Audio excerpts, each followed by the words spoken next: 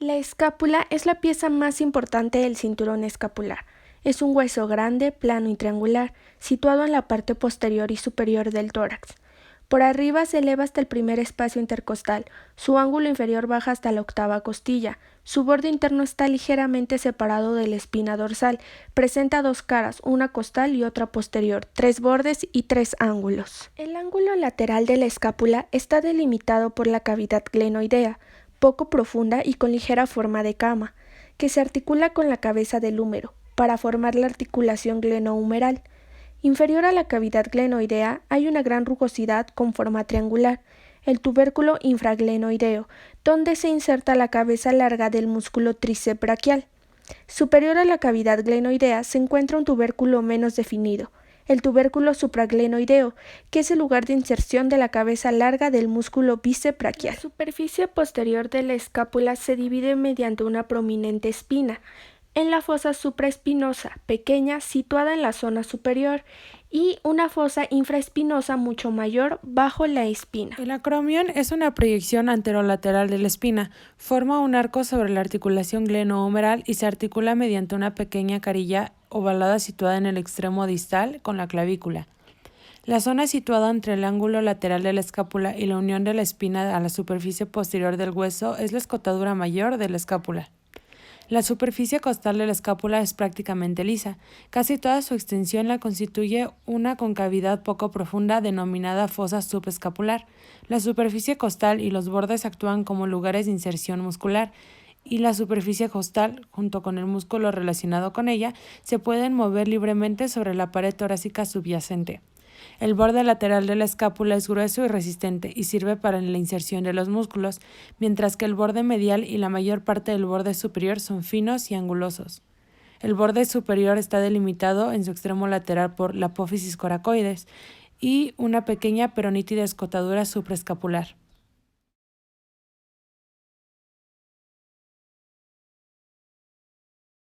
Los dos nervios principales de la región posterior de la escápula son los nervios supraescapular y axilar.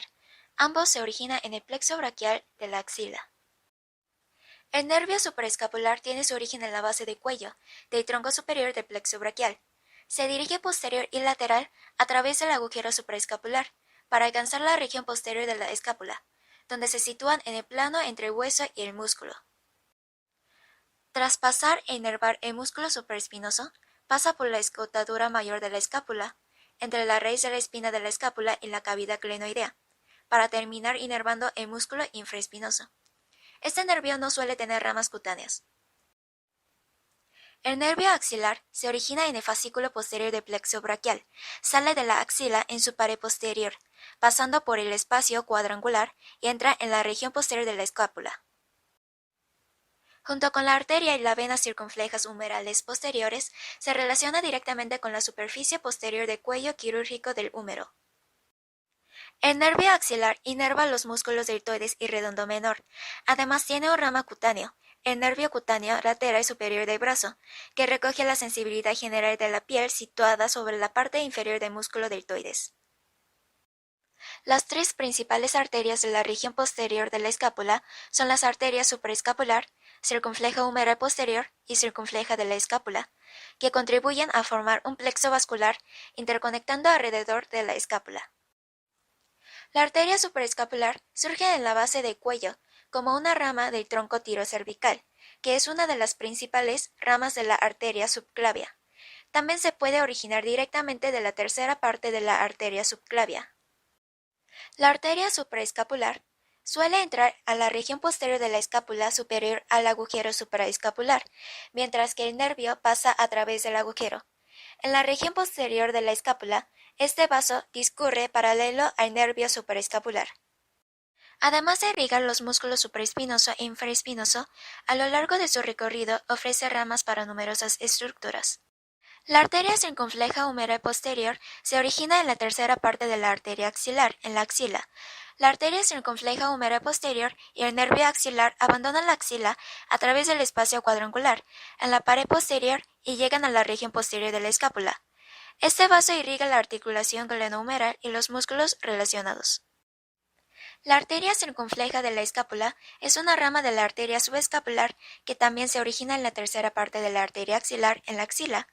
Abandona la axila a través del espacio triangular y alcanza la región posterior de la escápula. Pasa a través del origen del músculo redondo menor y se anastomosa con las otras arterias de la región. Las venas de la región posterior de la escápula suelen seguir el recorrido de las arterias y se conectan con los vasos del cuello, la espalda, el brazo y la axila.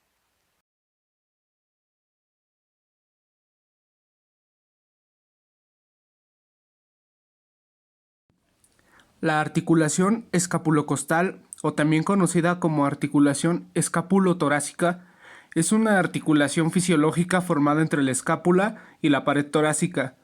Es de naturaleza musculotendinosa y está formada predominantemente por el trapecio, romboides y el músculo serrato anterior. La articulación escapulohumeral o articulación glenohumeral es la articulación entre la cabeza del húmero y la cavidad glenoidea de la escápula. Es tipo sinovial. La articulación acromioclavicular es la articulación entre el acromion de la escápula y el extremo lateral de la clavícula. Es un tipo plano de articulación sinovial.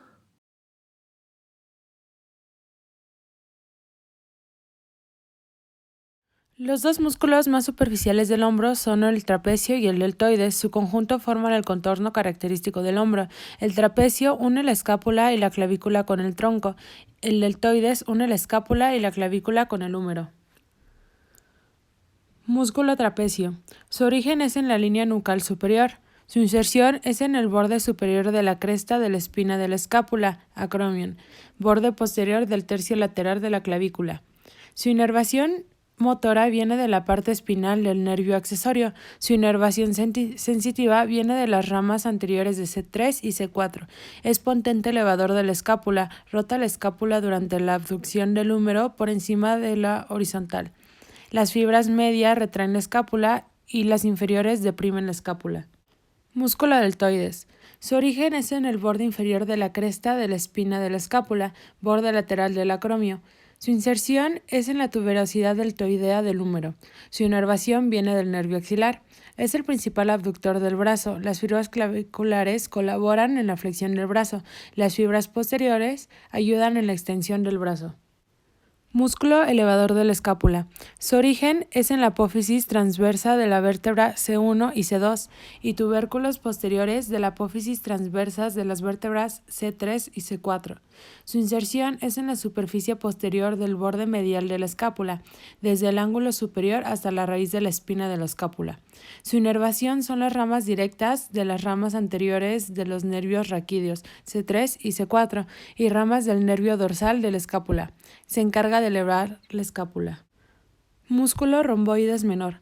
Su origen está en el extremo inferior del ligamento nucal y apófisis espinosas de la vértebra C7 y T1.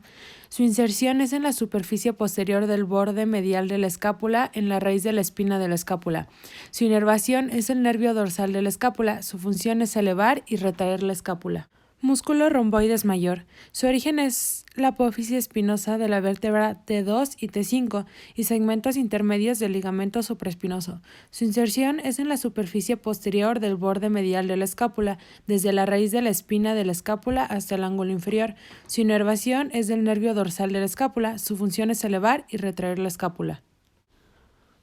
Músculo supraespinoso. Su origen es de los 2/3 mediales de la fosa supraespinosa de la escápula y la fascia profunda que cubre el músculo. Su inserción es el carrillo articular más superior del tubérculo mayor del húmero.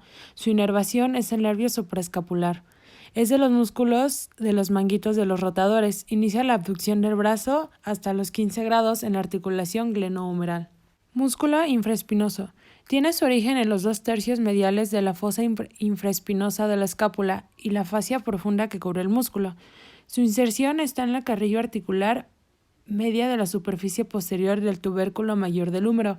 Su inervación viene del nervio supraescapular. Se encarga de la rotación lateral del brazo en la articulación glenohumeral. Músculo redondo mayor. Su origen es la zona alargada oval en la superficie posterior del ángulo inferior de la escápula. Su inserción es en el lado medial del surco intertubercular en la superficie anterior del húmero.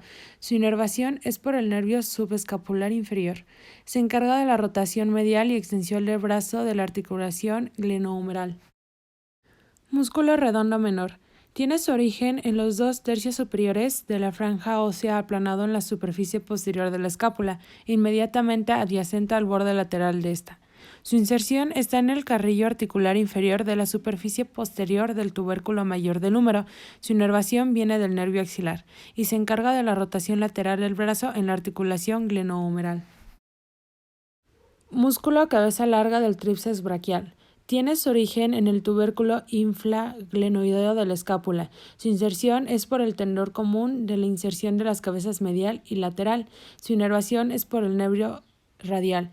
Se encarga de la extensión del antebrazo en la articulación del codo, abductor accesorio y extensor del brazo en la articulación glenohumeral.